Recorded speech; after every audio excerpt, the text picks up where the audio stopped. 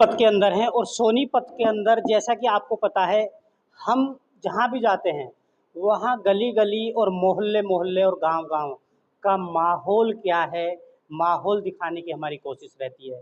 आपको पता है लोकसभा चुनाव है, बिल्कुल सर पे है और सभी पार्टियों ने अपनी अपनी तैयारी कर रखी है। लेकिन हरियाणा कहीं ना कहीं देश का प्रधानमंत्री तय करने में अपनी अहम भूमिका निभाता है। आज हमारे साथ एक ऐसे व्यक्तित्व हैं जिनके बारे में हमने लोगों से पूछा, जाना, तो लोगों ने उनकी प्रशंसा की, तो हमारी भी इच्छा हुई कि ऐसे व्यक्ति से मिला जाए और कहीं ना कहीं ऐसे व्यक्तित्व से मिलकर हमें भी बहुत सारी नॉलेज होती है और माहौल का तो हमें पता चलता ही है, माहौल क्या है। आज हमारे पास सतीश जी हैं। सतीश, आप पूर्व चेयरमैन भी रहे हैं। हाँ, मैं केंद्रीय सहकारिता बैंक का चेयरमैन भी रहा हूँ, गांव का सरपंच भी रहा हूँ। ठीक है जी। लोग, सबसे पहला सवाल मेरा ये है, लोग आपकी प्रशंसा कर रहे हैं, उसके पीछे कोई विशेष कारण है या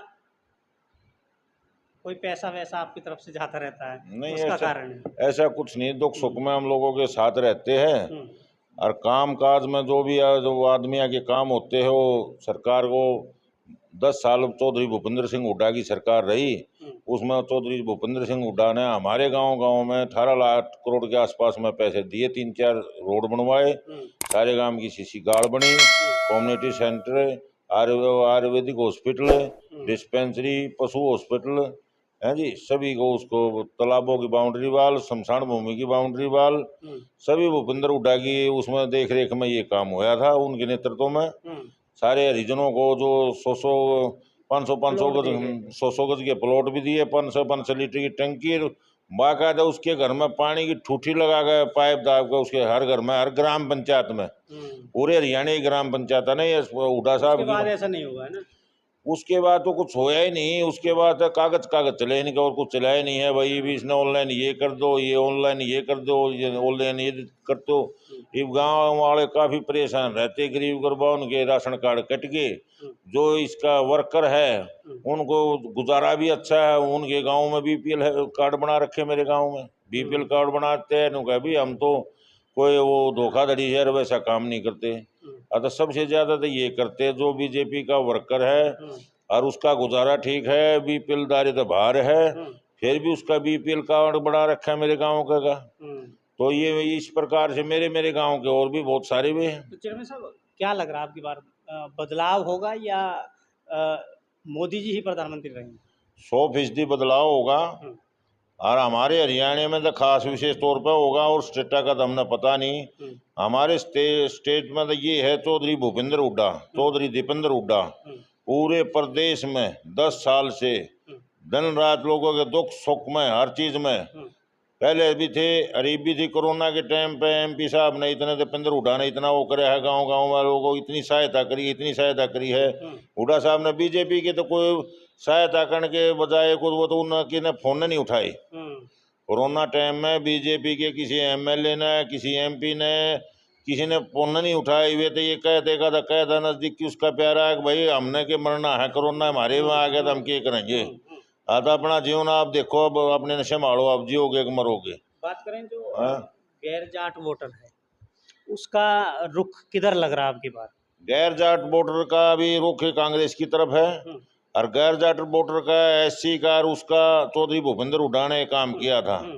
कह ये 100 गज के प्लाटा की गल उजीफे की बात कर लो, जो गरीबा की इस तरह 18 साल तक पीछे जमा कराया थे, उसके बाद में बीजेपी आने के बाद में बंद हो गए। अभी क्या कारण रहे? जैसे उत्तर प्रदेश में भी 8 सीटों पर चुनाव हुआ, तो जो दलित समाज है, एससी समाज है, वो कहीं ना कहीं मायावती को छोड़कर और कांग्रेस पे यानी इंडिया गठबंधन पे आ गया। क्या ऐसा ही हरियाणा में होने जा रहा है? हरियाणा में ऐसा ही होने जा रहा है। इसने नरेंद्र मोदी ने पूरे देश के उसमें नाक में दम कर रखा है। यह बीजेपी पार्टी को ने, नरेंद्र मोदी और अमित शाह की पार्टी और किसी की पार्टी है नहीं।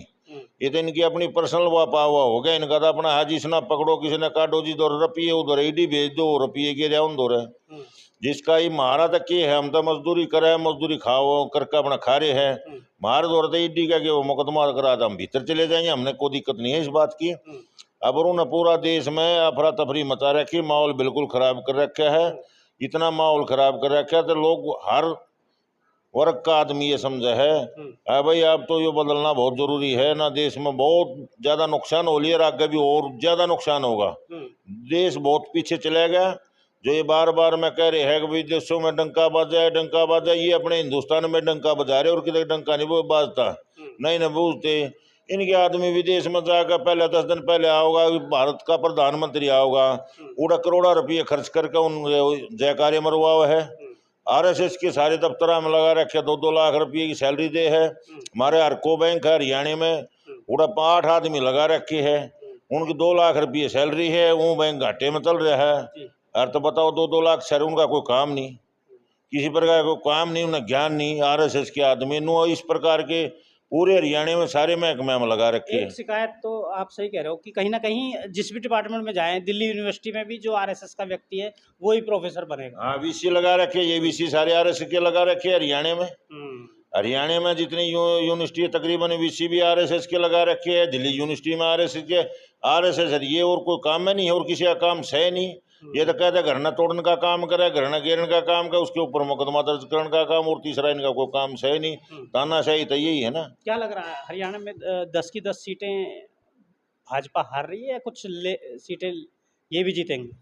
हरियाणा में सूत बैठ गया 10 सीट भूपेंद्र सिंह हुड्डा के नेतृत्व में, क्योंकि चौधरी भूपेंद्र सिंह हुड्डा और दीपेंद्र हुड्डा हरियाणा के सबसे बड़े के हरियाणा के पूरे भारत में राष्ट्रीय नेता है। और यहाँ की पब्लिक की भी यही वो है कि वो इनको पसंद करते हैं, चौधरी भूपेंद्र हुड्डा ने, दीपेंद्र हुड्डा ने। तो ये अच्छे में बुरे में लोगों के साथ रहे हैं। 24 घंटे आदमी का आधी रात में बेरा पैट जाए उड़ा खड़े पाओ है। इन नेता बीजेपी वाला का कोई सिस्टम नहीं है ना, कोई बात है। ये तो पर झूठ मीडिया के आगे झूठ मीडिया ने खरीद। आपके जो वर्तमान में वो विधायक भी हैं और अब तो सांसद के प्रत्याशी भी हो गए, मोहनलाल बड़ोली जी, वो उनका बहुत ही ज़्यादा विरोध, हम भी गाँव में जाए तो विरोध है। अगर कैंडिडेट का, लोग कह रहे हैं कि कैंडिडेट का विरोध ज़्यादा है, तो क्या कारण है जो कैंडिडेट का इतना विरोध है? ये तो कैंडिडेट तो ये रमेश कौशिक भी है, यो मोहनलाल बड़ोली भी, ये तो कहेंगे जब उस टाइम में थोड़ी हवा ही आ गई, झूठ साच बोल के बन गए ये। और सामाजिक तो उनके पास कोई ताना बाना है नहीं, ना किसी के दुख सुख के माती, ना क्या माती है। इनने तो कुछ लूटा खसोटी का काम करे, सोनीपत को तो मारी को तो उजाड़ा है इनने। सोनीपत का कोई न भला नहीं करे हाथा ही, और कोई आदमी बता दो सोनीपत में आप घूम के देख लियो, अतः इनने कुछ नहीं कराया सोनीपत में। इनने अपनी जेब भरी है और कुछ नहीं कराया, अपनी जेब भरी है, डिस्प्यूट के सौदे लिए है, सरकार का हंगा दिखा के ले लिए, बहुत से आदमी नौजाड़े है, और इनने कोई काम ऐसा नहीं कराया जो जनहित में काम हो, सामाजिक काम हो, लोगों को खुश हो जाए भाई एमपी ने यो बढ़िया काम कराया। कोई बढ़िया ऐसा काम नहीं कराया इस आदमी। बात करेंगे अब हम चेयरमैन साहब की, सतीश जी की। एक कोरोना का वक्त रहा बहुत बुरा, तो ऐसे समय में जो कि सब अस्त व्यस्त हो गए थे, तो आपकी तरफ से ऐसे लोगों के लिए कुछ रहा, जैसे मजदूर बड़े परेशान थे वो, तो आपकी तरफ से कुछ रहा? हाँ, हमने खूब किया जी। गांव में जितने भी बिहार से थे, यूपी से थे, और कई स्टेटा के थे, हम दिहाड़ी मजदूरी कराया करते, उनका राशन खत्म हो गया। हाँ, मजदूर बहुत परेशान थे, दिहाड़ी पे नहीं जाओ थे, अपने घर पे पहले गेहूँ ले जाओ, और चाकी मारा घर की थी, चाकी पे पीसो और खाओ। हमने 2 साल तक उनको खूब खिलाया। 8-10 मन गेहूँ लोगों को, जितने आसपास के थे, पड़ोसी थे गाँव में, बाहर भी कोई भी आ जा ले जा भाई, पीस यार खा ले अपना। अतः हमने ये मैं वो करी, सब्जी ले जा, प्याज ले जा, तेल ले लिया, तो जो हमारे से बने हमने उससे कभी ऐसा अनुभव रहा जैसे कोई गरीब बेटी के जैसे मदर फादर एक्सपायर हो जाते हैं, फादर एक्सपायर हो जाता है, तो कभी ऐसी बेटी का कन्यादान का एक कभी अनुभव रहा? बिल्कुल रहा। पहली बात तो मेरी इस लाइब्रेरी में कंप्यूटर सेंटर पे राजीव गांधी कंप्यूटर साक्षरता मिशन के स्थित ये है, भारत सरकार द्वारा मान्यता प्राप्त है। यहाँ कम से कम लाइब्रेरी में इसमें 15-20 बच्चे ऐसे मिले हैं मेरे को, और पढ़ भी रहे हैं। अगर उनका घर का परिवार का गुजारा नहीं है, कोई भी उनका मन करा था पढ़ने के लिए, माँ फ्री पढ़ो, कोई दिक्कत नहीं आपका, वो उनमें तो कुछ कामयाब भी हुए हैं, अपने प्राइवेट उसमें गए हैं। अब दिक्कत ये हो रही है, लाइब्रेरी अच्छी चलती थी पहले, सारे काम अच्छे होते थे, अब रोजगार तो मिलते नहीं। फार्म भरे है, इतने फार्म भरे दे, फिर लाइब्रेरी में आप बेचारे का खर्चे इतने हो गए, तो वो सरकार उन्हें नौकरी नहीं दे रही, इसलिए बच्चा परेशान है इस प्रदेश का, हमारे हरियाणा का। चेयरमैन साहब की आगे राजनीति में कोई भूमिका रहेगी? नहीं, हम किसी की हमारी कुछ ज्यादा नहीं, हम तो वो सही पूछो तो भूपेंद्र दीपेंद्र के भगत है।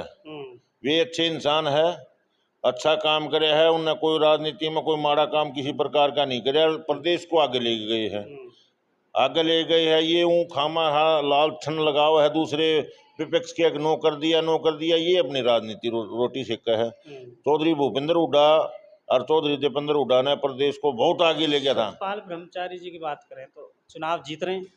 सतपाल ब्रह्मचारी चुनाव अच्छी तरह जीत रहे हैं, अच्छे मार्जिन से जीत रहे हैं, बहुत अच्छे मार्जिन से, और बढ़िया इंसान है सतपाल ब्रह्मचारी। हाँ, ब्रह्मचारी बढ़िया आदमी है, कर्मकांडी आदमी है, आस्था रखने वाला आदमी है, सुच्चा आदमी है, सुच्चा ब्राह्मण है। क्या संदेश देना चाहेंगे सोनीपत की जनता? हम तो सोनीपत की जनता से यही अपील करेंगे जी, अच्छे इंसान को आप चुनो जो कि आगे भविष्य में वो आपके हमारे काम आवे, और वैसे इंसान को चुन कर ना तो आपने कोई फायदा होगा, ना कि छत्तीस बिरादरी समाज ने फायदा होगा, ना प्रदेश ने फायदा होगा। तो इससे हम तो ये अपील कर रहे हैं जी, अब आप अच्छे सतपाल ब्रह्मचारी अच्छा कर्मकांडी ब्राह्मण है, अच्छा ब्राह्मण है, सुच्चा ब्राह्मण है, उसको आप आशीर्वाद दो। ठीक है, एक सवाल में मेरे पास बैठे हैं, आप अध्यापक रहे? हाँ जी, मेरा नाम रविंदर सिंह है। रिटायर हो गए? हाँ जी, रिटायर हो चुका हूँ मैं। कौन सा गांव है? मेरा गांव नसीरपुर है। सबसे पहले तो मैं आपके चैनल को यहाँ पहुँचने पर आपका धन्यवाद करता हूँ और बहुत बहुत बधाई देता हूँ जो आपने हमारी शरण में आके हमारी जगह पर इतना बढ़िया काम किया। आपके जीवन में बहुत सरकारें आई गईं, क्या लग रहा है ये सरकार जो है केंद्र सरकार, क्या गरीब व्यक्ति के हक की लड़ाई लड़ पाई है, उनके लिए कोई काम कर पाई है? देखो, बीजेपी सरकार से हर आदमी त्रस्त है।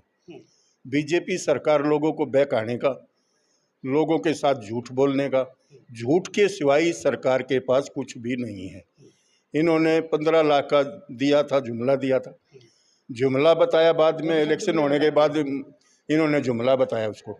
ये ऐसे ऐसे जुमले बहुत ज़्यादा छोड़ते हैं जिससे कि इनका लोगों से ना विश्वास उठ चुका है, इनकी झूठों से लोग ना तंग आ चुके हैं और अब लोग इनकी झूठों के चक्कर में फंसने वाले नहीं हैं। एक जो बिल्कुल डिसीजन मेकर होता है वो हरियाणा की बात करें तो गैर जाट वोटर होता है। तो आप तो गाँव में घूम रहे होंगे, जा रहे होंगे, तो जानना चाहेंगे, लग रहा है कि जो गैर जाट वोटर है वो भाजपा छोड़कर अब की बार कांग्रेस की तरफ आएगा? काफ़ी सारा रुझान गैर जाट वोटर का अब की बार कांग्रेस पार्टी में है। जो ये इनके जुमलेबाजी से, जो इनकी झूठी स्कीमें थी, उनसे गैर जाट वोटर भी दुखी हो चुका है, परेशान हो चुका है। इन्होंने गैर जाट वोटर को एक 5 किलो गेहूँ देकर या आटा दाने देकर उनको एक ठगने का काम किया, उनको बेरोजगार कर दिया, उनको इस लायक बनाने का काम नहीं किया कि भाई ये अपने लायक हो जाएं, अपने पाया पर खड़े हो जाएं। वो आश्रित कर दिए और वो लोग इनसे अब थक चुके हैं। एक खाने से गैर जाट वोटर का या जाट वोटर का किसी का काम नहीं चलता, उसने कमाना पड़ता है, कमाने का कोई सोर्स नहीं छोड़ा इन्होंने। बिल्कुल गैर जाट वोटर तंग आ चुका है, तंग आकर इनसे चेक कर कांग्रेस पार्टी का गुणगान कर रहा है। अब की बार कांग्रेस पार्टी बहुत भारी मार्जिन से विजयी होगी हरियाणा में। उन्होंने 2 करोड़ रोजगार देने का वादा किया था। तो हरियाणा की बात करें तो उत्तर प्रदेश में तो एक ही भर्ती अभी आई थी पुलिस की, वो भी लीक हो गया। हरियाणा का क्या हाल है? हरियाणा में सर 4 साल में एक भी भर्ती नहीं आई। ने CET का जुमला दिया था, वो जुमला फैल है। सारी 32,000 भर्ती थी जो वहाँ कोर्ट में फंसी पड़ी हैं, एक भी भर्ती पूरी नहीं की। बच्चे लाइब्रेरी आना तक छोड़ गए। फिलहाल जब भर्ती नहीं आ रही तो लाइब्रेरी भी नहीं आते बच्चे, ठीक है, एक भी भर्ती पूरी नहीं हो रही। कहीं ना कहीं लाइब्रेरी भी ठप हो गई हैं और कोचिंग संस्थान भी ठप हो गए क्योंकि भर्तियाँ ही नहीं है। भर्तियाँ नहीं आएंगी तो बच्चे क्या करेंगे? दुखी हो गए, 4 साल से अरेस्टमेंट हो रहे हैं बच्चे, बहुत दुखी हैं बच्चे, ठीक है। ये जब भर्तियाँ नहीं निकालते, यूपी पुलिस कांस्टेबल का पेपर लीक था, छक्कर रुक के मारे बच्चे ने जब जाकर करे। हरियाणा में लीक था, इन जब 7541 भर्ती है TGT की, उनका पेपर होया 1.5 साल हो गया, आज लग उन तक ज्वाइनिंग नहीं दवा ली, पैदल यात्रा कर रहे हैं टीचर से, वहाँ क्या भविष्य वहाँ करेंगे? एक सवाल मेरा चेयरमैन साहब आपसे आखिरी सवाल है, अग्निवीर जो इन्होंने चलाई है तो कहीं ना कहीं जैसा हमने सुना है हरियाणा का जो युवा है वो आर्मी में जाना पसंद करता है, बहुत लोग बच्चे जाया भी करते थे। अब क्या अग्निवीर से इनका मनोबल बच्चों का गिरा है? या तैयार हैं कि भाई कोई बात नहीं अग्निवीर में जाया जाए? हमारे देश में आर्मी में देश के हरियाणा के 10% है। आर्मी में पूरे देश में 10% की जनसंख्या हरियाणा की होती थी पहले।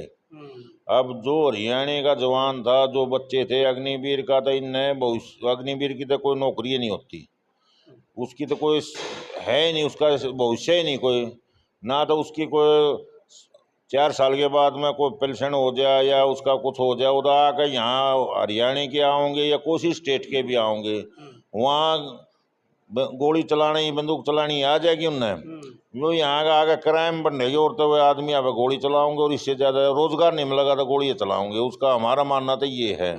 और हरियाणा में सबसे ज़्यादा जाट रेजिमेंट थी, सिख रेजिमेंट थी, जितने भी थी ये देश के आगे जो बॉर्डर पर असली जंग आते यही रहते हैं।